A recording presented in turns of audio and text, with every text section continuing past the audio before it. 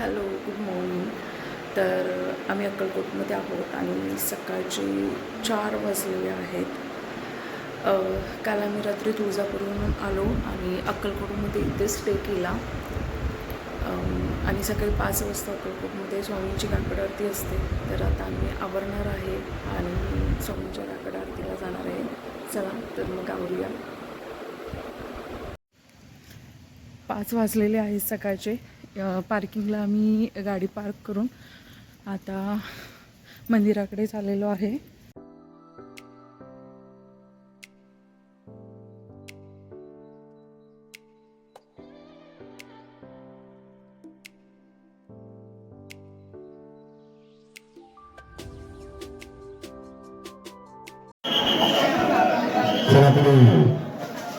श्री स्वामी समर्थ महाराज की जय. चला थांबू नका, गर्दी करू नका, दर्शन घेऊन पुढे चला. दक्षिणा चिंतन श्री गुरुदेव दत्त. पहाटे 4 वाजल्यापासून अक्कलकोटमध्ये काकड आरतीसाठी गर्दी होते. एकदा काकड आरती संपली की गर्दी पण कमी होते. आम्हाला काकड आरती मिळाली नाही कारण आम्ही 5ला तिथे पोचलेलो. आम्हाला बाहेरच ठेवण्यात आलं. जशी काकड आरती संपली तशी आम्हाला आतमध्ये एंट्री दिली. दर्शन झाल्यानंतर समोरच मंडपात मला बसायला जागा मिळाली. तिथेच मी सारामृतचं पारायण केलं.